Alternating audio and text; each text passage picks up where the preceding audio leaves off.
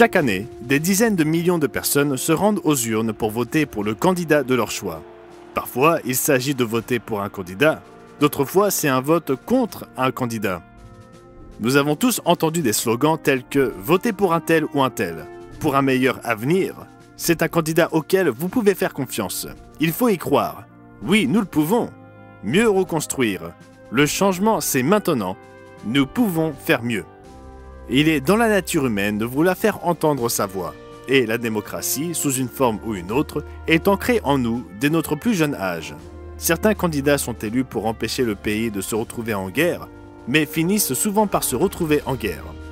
Qu'il s'agisse d'un pays dirigé par un roi, un dictateur ou un élu, des événements indépendants de leur volonté viennent souvent ébranler leur pouvoir. Les États-Unis sont une république démocratique où les citoyens chérissent leur droit de vote dans le choix de leurs dirigeants. Le 19 novembre 1863, l'ancien président des États-Unis Abraham Lincoln prononça son discours célèbre à la suite de la bataille de Gettysburg en Pennsylvanie pendant la guerre civile américaine.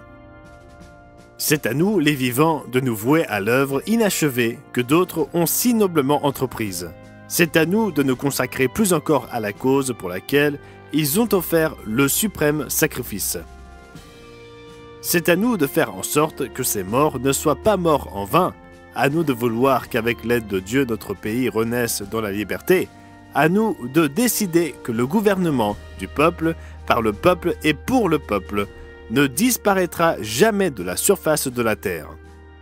Oui, le gouvernement du peuple, par le peuple et pour le peuple, est considéré comme la façon dont le gouvernement devrait être.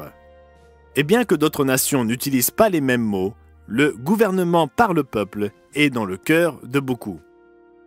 Mais existe-t-il un meilleur moyen de faire? Non seulement il existe une meilleure façon de faire, mais cette meilleure façon de faire est sur le point de voir le jour. Restez à l'écoute.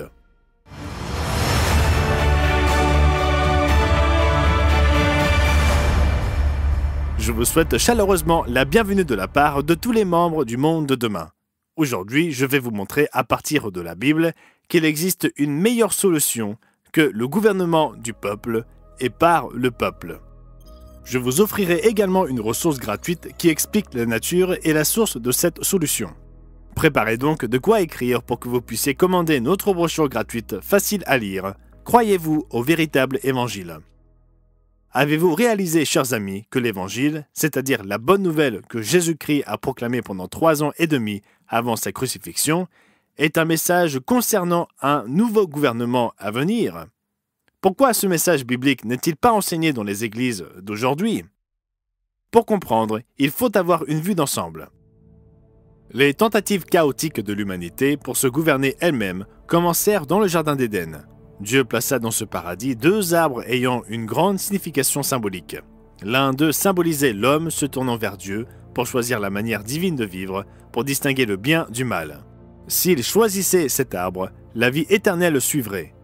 L'autre arbre symbolisait l'homme qui s'érigeait en faux Dieu pour déterminer par lui-même le bien et le mal. Existe-t-il un rapport entre ces arbres et le sujet d'aujourd'hui? Tout à fait. Lorsque j'obtins mon diplôme à l'Ambassadeur College en 1969, notre album de promotion décrivait les résultats des tentatives de l'homme pour construire un monde séparé de Dieu. Il définissait l'éducation comme, et je cite, « la mère qui a engendré les scientifiques, les capitaines d'industrie et d'entreprise, les politiciens et les dirigeants, les leaders de la société moderne et les théologiens. » Fin de citation. Mais quels sont les résultats de la mère de l'humanité, ces systèmes d'éducation? Un monde malade, chaotique et violent. Au sujet du gouvernement, notre album de promotion expliquait « Le monde moderne a produit 3 formes de gouvernement plus ou moins nouvelles. Chacune promet la paix, le bonheur et la prospérité à son peuple. La démocratie de type américain et britannique, le socialisme moderne de type suédois et français et le communisme athée. Tous 3 reposent sur la théorie selon laquelle chaque individu a le droit de partager les résultats de la science, de l'industrie et de la vie moderne.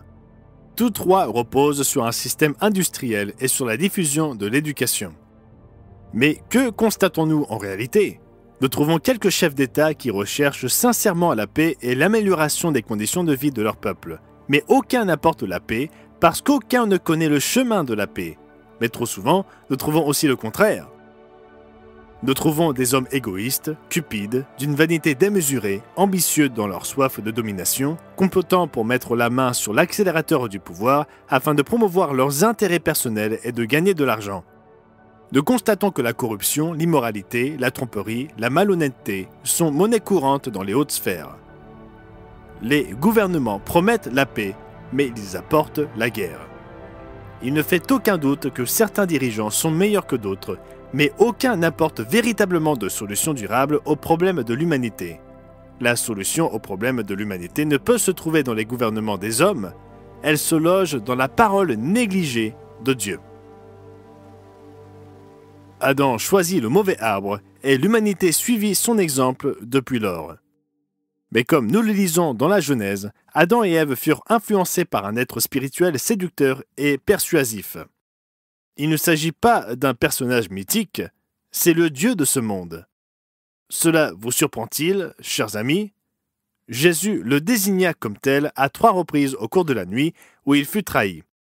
Par exemple, dans Jean au 12e chapitre et au verset 31, il dit « Maintenant a lieu le jugement de ce monde, maintenant le prince de ce monde sera jeté dehors. » Puis dans Jean 14 et au verset 30, Jésus dit « Je ne parlerai plus guère avec vous, car le prince du monde vient, il n'a rien en moi. » Bien qu'il n'ait pas mentionné Satan ou le diable par son nom, il est clair de qui Jésus parlait. L'apôtre Paul fit également référence à Satan comme le dieu de ce monde dans 2 Corinthiens chapitre 4 et versets 3 et 4.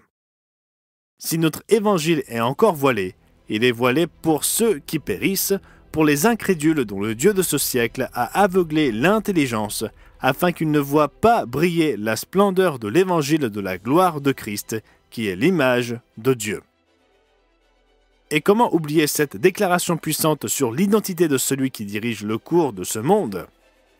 Éphésiens chapitre 2, versets 1 et 2. Vous étiez morts par vos offenses et par vos péchés, dans lesquels vous marchiez autrefois, selon le train de ce monde, selon le prince de la puissance de l'air, de l'esprit qui agit maintenant dans les fils de la rébellion.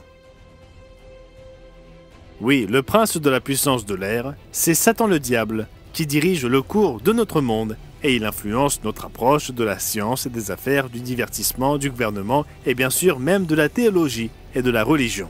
Et cela inclut le christianisme dominant, car comme nous le lisons dans 2 Corinthiens au 11e chapitre et le verset 4, « Car si quelqu'un vient vous prêcher un autre Jésus que celui que nous avons prêché, ou si vous recevez un autre esprit que celui que vous avez reçu, ou un autre évangile que celui que vous avez embrassé, vous le supportez fort bien. » Et au cas où cela ne serait pas assez clair, Paul poursuit au verset 14 et 15. « Et cela n'est pas étonnant, puisque Satan lui-même se déguise en ange de lumière. Il n'est donc pas étrange que ses ministres aussi se déguisent en ministres de justice. Leur fin sera selon leurs œuvres. » Cette compréhension de l'identité du Dieu de cette ère, qui dirige le cours de ce monde, explique ce que nous voyons tout autour de nous. Elle explique la confusion, la haine, la dégénérescence, l'égoïsme et la cupidité et les guerres sans fin. Mais la Bible nous donne de l'espoir. L'évangile de Jésus-Christ est bien plus que le récit de sa mort, de son ensevelissement et de sa résurrection. Oui, c'est important, mais il est venu avec un message d'espoir pour ce monde troublé qui va bien au-delà de ce que vous entendez lors des prêches du dimanche matin. Je pourrais continuer à parler des menaces existentielles qui pèsent sur notre monde. Nous en entendons beaucoup parler et nous les voyons tout autour de nous. Cependant, le message que Jésus proclama était celui d'une bonne nouvelle. Oui, il parla aussi de très mauvaises nouvelles qui surviendraient avant son retour. Il dit que la situation deviendrait si grave qu'à moins qu'il ne revienne pour mettre fin à notre folie, toute vie serait détruite.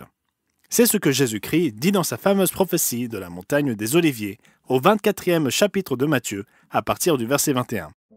Car alors la détresse sera si grande qu'il n'y en a point eu de pareil depuis le commencement du monde jusqu'à présent, et qu'il n'y en aura jamais. Et si ces jours n'étaient abrégés, personne ne serait sauvé, mais à cause des élus, ces jours seront abrégés. La bonne nouvelle, c'est qu'il interviendra pour nous sauver de nous-mêmes. Le message de Jésus était essentiellement axé sur l'espoir, la bonne nouvelle de l'établissement de son royaume.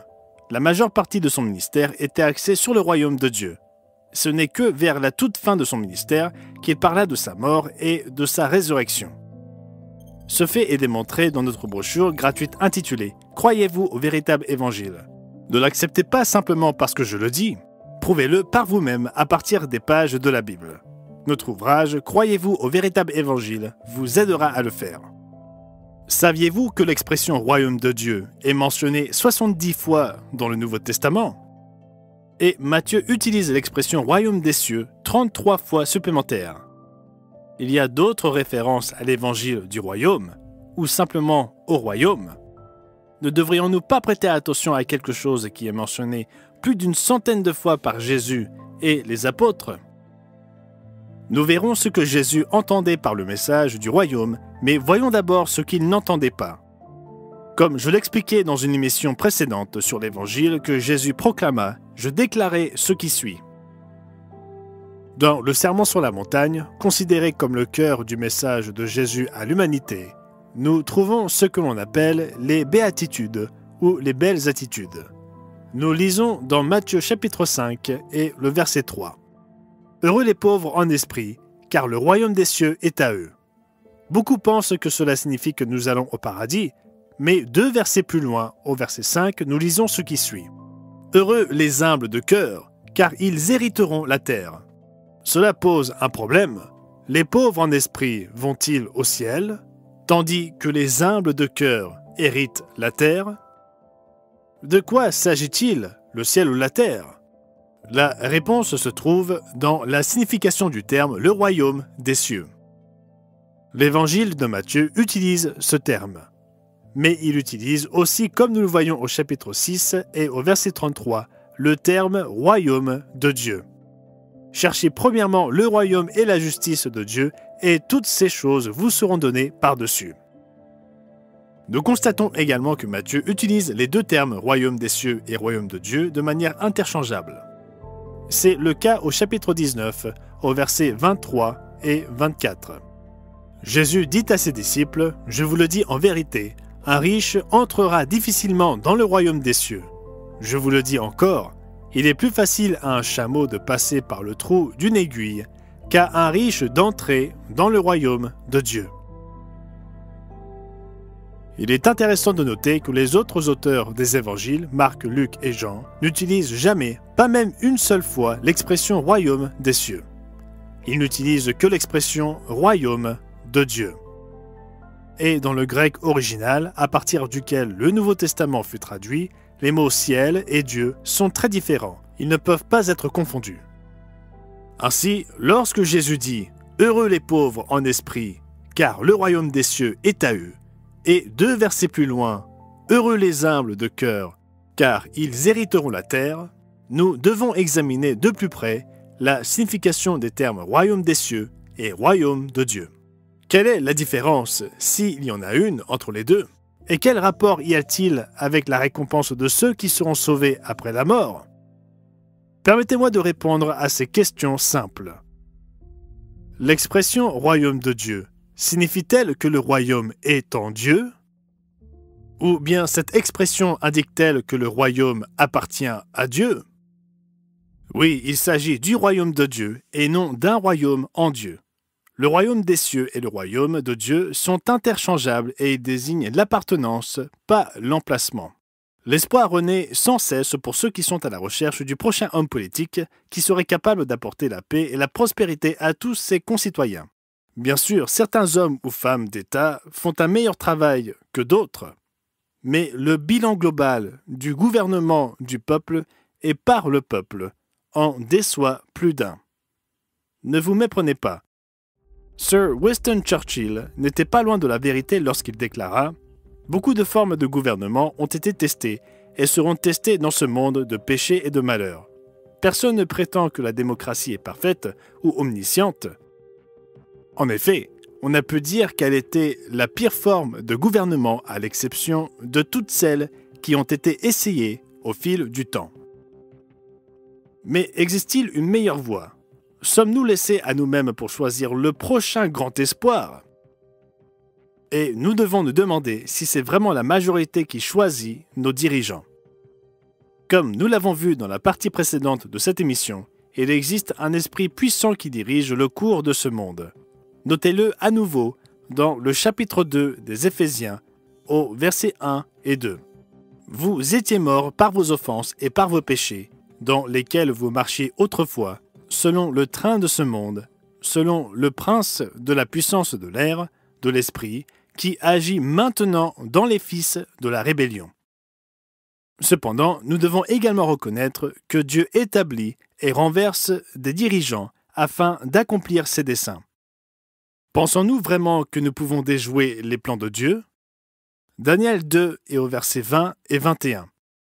Daniel prit la parole et dit « Béni soit le nom de Dieu, d'éternité en éternité. À lui appartiennent la sagesse et la force. C'est lui qui renverse et qui établit les rois. » Jésus-Christ nous offre une meilleure voie que le gouvernement du peuple et par le peuple. Le royaume de Dieu est le gouvernement de Dieu, comme nous le voyons dans le chapitre 7 de Daniel. Ce chapitre commence par décrire 4 empires ou royaumes qui régneraient sur le monde tels des bêtes sauvages. Remarquez l'explication donnée à Daniel concernant ces 4 bêtes au verset 17 et 18. Ces 4 grands animaux, ce sont 4 rois qui s'élèveront de la terre, mais les saints du Très-Haut recevront le royaume, et ils posséderont le royaume éternellement, d'éternité en éternité. Ces mêmes 4 royaumes, d'ailleurs les termes roi et royaume sont utilisés de manière interchangeable dans la Bible, sont mentionnés dans le 2e chapitre de Daniel, où le roi Nebuchadnezzar vit une statue géante dans un songe des plus saisissants. Daniel fut appelé pour lui expliquer la signification de ce songe. Remarquez son interprétation. « Ô roi, tu es le roi des rois, car le Dieu des cieux t'a donné l'empire. C'est toi qui es la tête d'or. Après toi, il s'élèvera un autre royaume, moindre que le tien, puis un 3e royaume, qui sera d'airain, et qui dominera sur toute la terre. Il y aura un 4e royaume, fort comme du fer. Il brisera et rompra tout, comme le fer qui met tout en pièces. » Ces 4 royaumes sont aussi les 4 bêtes décrites dans Daniel 7. Et dans les 2 cas, le 4e royaume continuerait sous une forme ou une autre jusqu'à l'avènement du Messie, qui écrasera ce royaume et donnera le pouvoir à un peuple très différent. Remarquez l'explication de la conclusion du songe de Nebuchadnezzar à partir du verset 41. « Et comme tu as vu les pieds et les orteils, en partie d'argile de potier et en partie de fer, ce royaume sera divisé, mais il y aura en lui quelque chose de la force du fer, parce que tu as vu le fer mêlé avec l'argile. Tu as vu le fer mêlé avec l'argile, parce qu'ils se mêleront par des alliances humaines, mais ils ne seront point unis l'un à l'autre, de même que le fer ne s'allie point avec l'argile. Dans le temps de ces rois, le Dieu des cieux suscitera un royaume qui ne sera jamais détruit, et qui ne passera point sous la domination d'un autre peuple. Il brisera et détruira tous ces royaumes-là, et lui-même subsistera éternellement. » L'évangile de Jésus-Christ est la proclamation la plus importante de l'histoire du monde. Mais l'esprit de la plupart des personnes professant la foi chrétienne est aveuglé par le Dieu de ce siècle. Pourtant, la Bible est abondamment imprégnée de ce message. Notez ce que Jésus dit dans Luc au 4e chapitre et au verset 43. « Il faut aussi que j'annonce aux autres villes la bonne nouvelle du royaume de Dieu, car c'est pour cela que j'ai été envoyé. » Y a-t-il un rapport avec vous? Absolument! Dans la parabole des mines, Jésus décrit un noble, qui le représente lui-même, se rendant dans un pays lointain, c'est-à-dire au ciel, pour y recevoir un royaume à titre personnel. Nous lisons cette cérémonie de couronnement dans le chapitre 7 de Daniel, au versets 13 et 14. Notez-le et cherchez-le, Daniel 7 et les versets 13 et 14. Vous pouvez également commander notre ouvrage gratuit intitulé « Croyez-vous au véritable évangile ?» dans lequel vous trouverez ce passage expliqué et bien d'autres. Prouvez-le par vous-même. Daniel 7 et au verset 27 continue en faisant cette profonde déclaration. « Le règne, la domination et la grandeur de tous les royaumes qui sont sous les cieux seront donnés au peuple des saints, c'est-à-dire les serviteurs du Très-Haut. Son règne est un règne éternel, et tous les dominateurs le serviront et lui obéiront. Lorsque Jésus reviendra ici-bas, il désignera ceux qui gouverneront la terre, comme nous le lisons dans la parabole du Christ sur les mines. Remarquez-la dans le chapitre 19 de Luc.